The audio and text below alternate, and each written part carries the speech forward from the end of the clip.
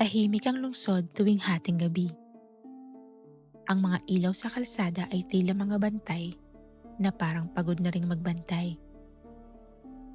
Ngunit para kay Marco Reyes, ang 12:00 ng gabi ay hindi pahinga. Iyon ang oras kung kailan mas malinaw ang mga alaala, mas maingay ang konsensya, mas buhay ang mga multo. 11 oras na siyang nasa kalsada, paikot-ikot sa iba't ibang barangay. Naghahatid ng pagkain sa mga taong gising pa, mga estudyanteng nagre-review, mga empleyadong overtime, mga magkasintahang nag-aaway at nagkakaayos sa hapag. Pawis ang likod niya. Nangangalay ang mga kamay, ngunit mas mabigat ang dinadala niya kaysa sa insulated box sa likod ng motor. Sa bawat paghinto niya sa stoplight, nakikita niya ang sarili sa refleksyon ng bintana ng mga saradong tindahan. Isang lalaking 28, pero ang mga mata ay tila mas matanda. Parang may itinatago, parang may tinatakasan. Eksaktong 12 a.m. nang tumunog ang kanyang cellphone. Isang mahabang vibration. Isang tunog na tila mas mabigat kaysa karaniwan. Tiningnan niya ang screen. Order number 66613. Restaurant, La Cocina del Silencio. Items, kare-kare, walang bagoong. Pansit, 1 litrong Coke. Delivery address, Block 13, Lot 6, San Lazaro Memorial Park. Note, huwag kang maliligaw. Alam namin kung nasaan ka. Napakunot ang noo niya. Sementeryo? Sa ganitong oras? Bulong niya. Tinitigan niya ang detalye. Bayad na. Buo. May tip pa na mas malaki kaysa karaniwan. Kailangan niya ng pera. May mga bayarin siyang hinahabol. Renta, hulog sa motor, gamot ng nanay niyang may sakit sa probinsya. At may isa pa siyang dahilan kung bakit hindi siya tumitigil sa pagtatrabaho. Mas mabuting nasa kalsada kaysa nasa kwarto. Mag-isa, kasama ang mga alaala. Pinindot niya ang accept. Sa sandaling iyon, tila may malamig na hangin na dumaan sa likod ng leeg niya. Ang La Cocina del Silencio ay hindi lumalabas sa map application. Ngunit alam niya kung saan iyon. Sa likod ng isang lumang sinihan na nasunog, 10 taon nang nakalipas. Huminto siya sa harap ng gusali. Madilim ang paligid. Ang dating sinihan ay abo at konkreto na lamang. Tinubuan ng damo at graffiti. Ngunit sa gilid nito ay may isang maliit na ilaw. Dilaw, mahina, nanginginig. Isang pinto ang kahoy na kalahating bukas. Pagpasok niya, sinalubong siya ng kakaibang katahimikan. Walang electric fan, walang tunog ng kawali, ngunit may amoy ng lutong pagkain. May halong sunog na kahoy. Hello? Tawag niya. May lumabas na babae mula sa kusina. Maputla, payat, nakasuot ng itim na bestida. Ang mga mata niya ay tila hindi kumukurap. Ito ang order mo, sabi nito, sabay abot ng supot. Mabigat ang laman, mainit pa. Ma'am, bukas pa po ba kayo? Tanong ni Marco. Huwag mong bubuksan. At huwag kang lilingon kapag nakaalis ka na, putol ng babae. Napalunok siya. Magkano po ulit? Bayad na. Matagal ng bayad, sagot nito. Hindi niya maintindihan ang ibig sabihin. Ngunit may kung anong pamilyar sa mukha ng babae.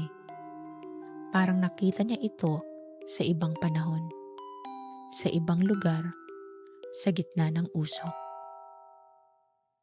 Paglabas niya, kusa at malakas na nagsara ang pinto. Nang lingunin niya, wala ng tindahan. Bakanteng lote, walang ilaw, walang pinto, walang bakas na may karinderyang nandoon ilang segundo lang nakalipas. Ang San Lazaro Memorial Park ay mas madilim kaysa inaasahan niya. Bukas ang gate pero walang gwardya, walang bantay. Pumasok siya. Habang umaandar ang motor sa makipot na daan sa loob, napansin niyang tila pare-pareho ang mga lapida. Pare-pareho ang disenyo, pare-pareho ang kulay. At karamihan, iisang taon ang nakaukit. 2016. Biglang pumalya ang makina ng motor. Huminto siya. Sinubukan niyang paandarin muli. Wala. Tumunog ang cellphone niya. Customer. Bakit ka huminto, Marco? Nasiraan po yata. Hindi ka nasiraan. Natatakot ka lang. Sino po ba kayo? Basahin mo ang nasa kanan mo. Dahan-dahan siyang lumingon. Isang lapida. Marco Reyes, 1998 to 2016. Biglang bumilis ang tibok ng puso niya. Hindi ako namatay. Ngunit alam niya ang petsang iyon. Alam niya kung anong nangyari noong 2016. 10 taon nang nakalipas. 18 siya noon. Working student, extra driver ng isang maliit na shuttle bus. Gabi iyon ang premiere sa lumang sinihan. Puno ng tao, puno ng excitement. Pagod siya noon. Galing sa klase, kulang sa tulog. Sa likod ng sinihan, may maliit na parking area. Doon niya in-start ang bus para ilipat sa harap. Habang naka-idle ang makina, may nag-text sa kanya. Isang kaibigan, isang biro. Saglit siyang napatingin sa cellphone. Saglit. Hindi niya napansin ang tumutulong gasolina mula sa sirang hose sa ilalim ng bus. Hindi niya naamoy agad. Isang spark mula sa luma at pudpud na wiring. Isang maliit na apoy at sa loob ng ilang segundo, impyerno. Sumabog ang makina. Kumalat ang apoy sa likod ng sinihan. Kumapit sa lumang kahoy ng gusali. May mga taong nasa loob. May mga batang hindi pa tapos ang sine. Naalala niya ang sigawan, ang init, ang usok. Naalala niya ang sandaling kaya pa niyang pumasok muli para tumulong. Ngunit tumakbo siya. Tumalon siya palabas ng bakod. Iniwan niyang lahat. 12 tao ang namatay. Hindi siya nakasuhan. Idineklarang electrical fault ang sanhi. Walang CCTV, walang ebidensya. Ngunit, alam niyang totoo. Alam niyang kung hindi siya nag-text, kung hindi siya nagpabaya, hindi sana yun nangyari. Hindi ko sinasadya, pabulong niyang sabi sa dilim ng sementeryo. May narinig siyang yabag mula sa pagitan ng mga lapida. Unti-unting lumalabas ang mga anino. Mga taong sunog ang balat, mga matang tila na tunaw, mga bibig na puno ng abo. At sa harap nila, ang babae mula sa karinderya. Hawak niya ang isang lumang tiket ng sinihan. Naalala mo na ba ako? Tanong nito.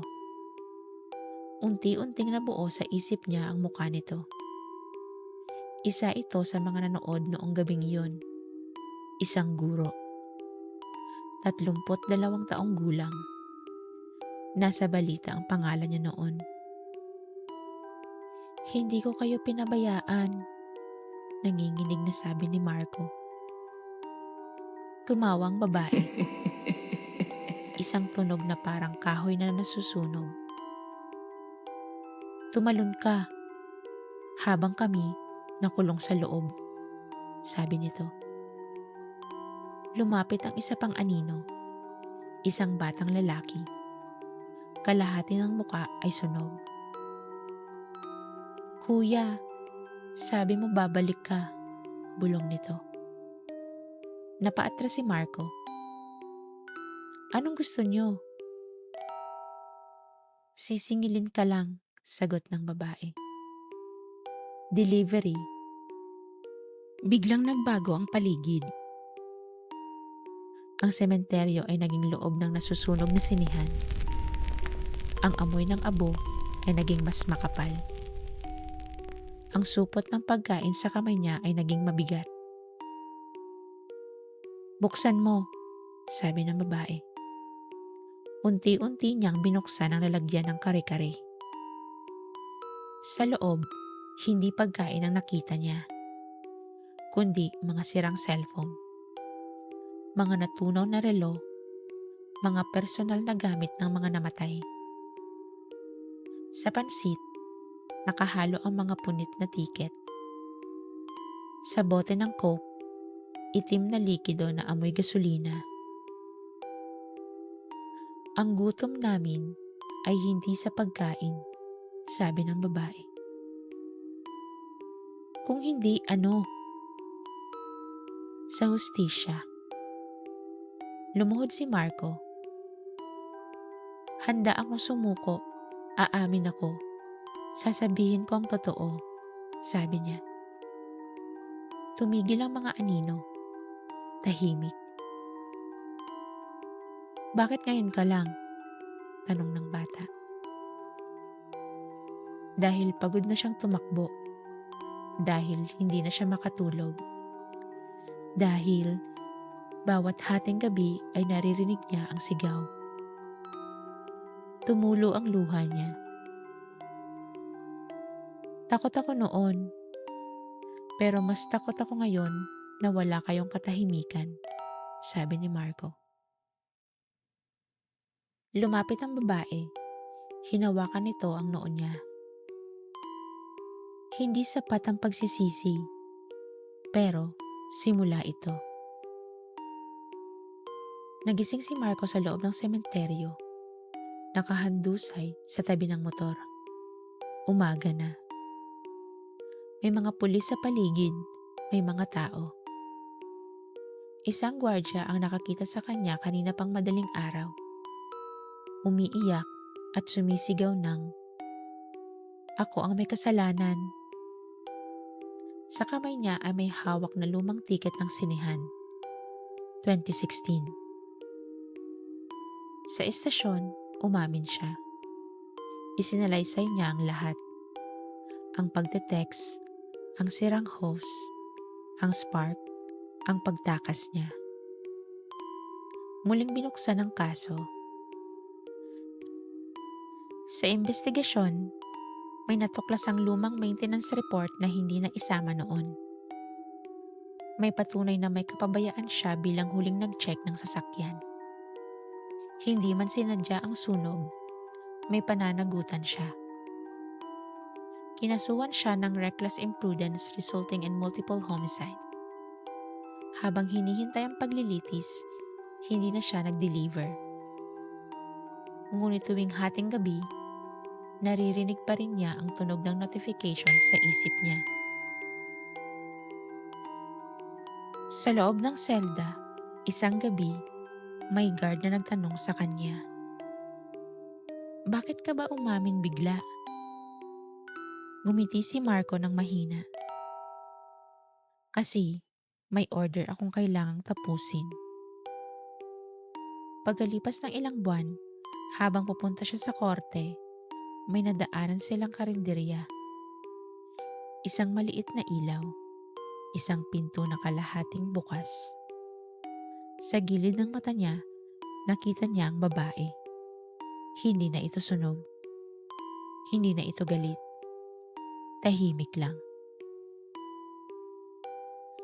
At sa unang pagkakataon mula 2016, walang ingay sa loob ng ulo niya. Walang yabag, walang sigaw. Tanging katahimikan. At sa malayo sa loob ng sementeryo ng San Lazaro, may isang lapida na unti-unting nabura ang pangalan. Hindi dahil nakalimutan, kundi dahil sa wakas, tinanggap na ang delivery.